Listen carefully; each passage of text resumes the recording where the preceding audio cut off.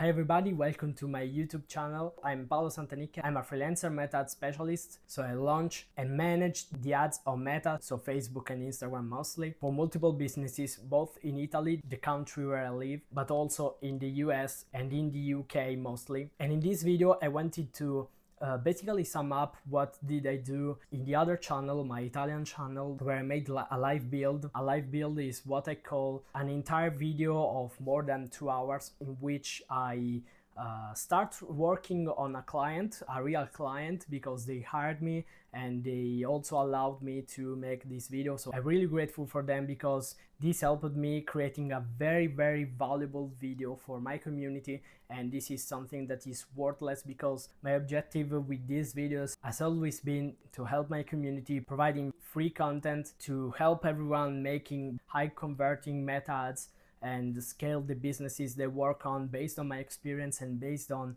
the content that I personally have consumed for free from the ones which I consider the maximum experts of meta ads. So to mention some of them: Charlie Tichenor, the founder of the Disruptor School, Sarah Levinger, Barry Hott, and so on. All of these three have been interviewed in podcasts, PODGADS, which is my podcast where I interview the maximum experts of meta ads, and we spoke a lot about this, and they know how much I respect them for creating very valuable content about meta ads that help thousands of people around the world to create even better meta ads. And I am one of them personally. I also booked to all of the three some private consultations, very expensive but very worth it, which helped me becoming the advertiser that I am right now. So with that being said, I wanted to sum up what I did for this e-commerce client which I made the live build for. So the client is called Vivo Vintage. It is an Italian e-commerce which runs ads on Italy, and the business model is they basically purchase second-hand luxury bags from privates, so from people who want to sell them and they don't know who to sell them to. They're kind of buyers of these bags. So for example, if I have a Louis Vuitton bag and I want to sell it, I can contact directly Vivo Vintage in order to sell them at the best price possible, and they will resell that bag on their e-commerce, taking advantage of course of the community that they have and of the ads. And this is basically where I come into scene, because I've been contacted to manage their meta ads, both to receive some proposals of bags to purchase, so to drive more messages on their WhatsApp business where they make the deals to purchase the bags that they will eventually resell, and also for the conversion campaigns, so the campaigns which are meant to drive more sales by selling these bags that they receive from these proposals. What I did is basically I read all the reviews. Luckily, they have a lot of 5-star reviews. They have an incredible customer service and a really great customer care, which allowed them to create a very established community and to really sell a lot of bags, and at a very high price. Let's just imagine that the average order value of this e-commerce is of 500 euros, which here in Italy is really high. And of course, what I started doing is I made a research, because I were not very aware of this market. So I had to watch some YouTube videos, besides of course of the reviews that I mentioned before on Trustpilot and on Google My Business. I also saw some YouTube videos where influencers were talking about purchasing second-handed bags. I read some blogs where they recommend like how to recognize a scam or a reseller which is selling something that is fake, that is not the original bag. And all of these things, I really learned a lot thanks to these videos and to these blog posts. And what really helped me was reading the comments of the users, because there were a lot of users, for example, who were saying, yeah, I sold this bag some days ago, and I'm so happy that I made someone else happy for something that I wasn't using. Or for example, I was reading from people who said, I had a scam some days ago, I was contacted by a website that didn't send me the money. Or for example, I saw this e-commerce that were selling second-handed bags, but when I received them I saw that they were fake. So these were all emotional motivators and fears, desires, and anything that is around the emotions and the psychology and the willing of the target audience that I needed to target. So I really studied a lot what was the ideal target audience, but most of all, which were the most used words. So for example, they were using a lot the word original, or they were using a lot the word meraviglioso, which is an Italian word which means maybe outstanding is the best translation, or beautiful, very beautiful, wonderful. And this is very, very important because a synonymous of meraviglioso is, for example, bellissimo, which is, of course, it's like saying wonderful, beautiful, or outstanding, stunning, or impressive, and so on, which are all synonymous. But when you understand what are the most used words, the most recurring words on the majority of people possible, so on your target, the words that those people are using, and you put them in your ads, you automatically get perceived from the people who will see your ads, which are your ideal target audience. You are perceived as a business that is very near to them, that knows exactly what those people want. And this is the best thing you can aim to when you run meta ads, because people are consuming the content that they feel more near to them and more aligned with their values and with the language that they use. So understanding a lot what are the most used words, what are the fears of that specific age range of your target audience will help you really creating relevant and eventually high converting ads. And this is actually what I did with Vivo Vintage. And going specifically to the ad account structure, they were running ads for a long time.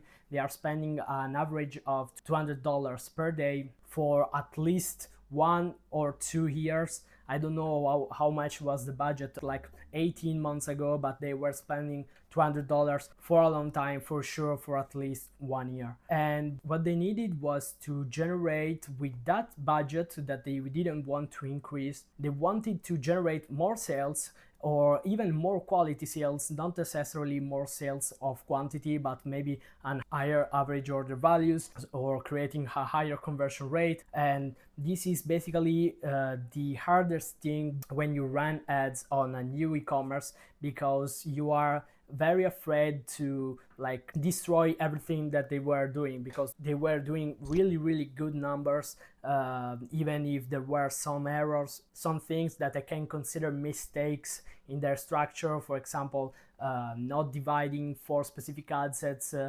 specific contents. They had a lot of campaigns for the same objective, which may have been inserted under one same campaign, but these are not basically mistakes that can affect that much your performances. So even if the structure was, for sure it could have been made better, but they were providing results, even stable results, for a long time. And the fear of every advertiser is to touch what is working in order to make something that may not work for its own definitions, because you're making tests at first. So what I did is actually I just adjusted the budget. I spent less on the campaigns and the ad sets that were providing less results based on the metrics that Meta was able to track. So it wasn't very that much precise.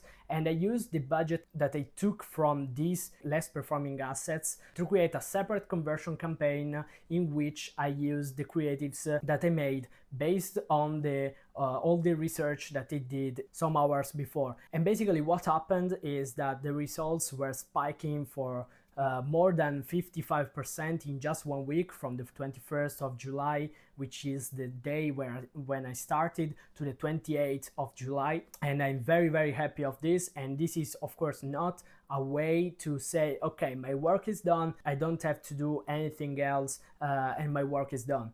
Of course, this is just a starting point to understand what worked. So I know that a specific angle, a specific emotion that I was targeting in my new campaign worked better than the other. And so I'm going to make even more ads related to that emotion that is using and leveraging on that emotion.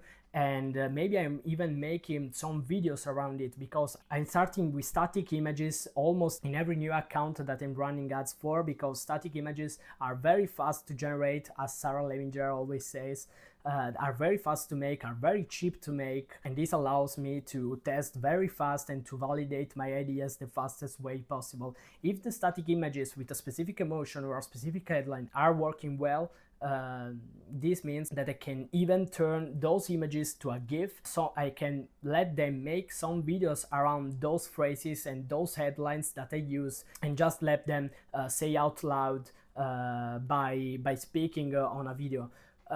So this is a really great starting point. I'm so happy, and the client is happy too, that there was an incremental revenue of 55% in just 1 week without increasing the budget, which basically covered more than the double of my monthly fee. And I'm so happy that I've managed to generate a real value on this client starting from the first week, and I'm very sure that the following weeks will be even better in terms of sales, because if the tests that I made are already validated, this really speeds up a lot my process of scaling this e-commerce. And I need you to know, if you want to stay updated about this e-commerce, and if you want me to dive deeper into what I'm doing and what are my next steps for this e-commerce. But for now, I just wanted to let you know how to make a fast market research, because it was a really fast market research, comparing it to the very detailed market researches that take maybe up to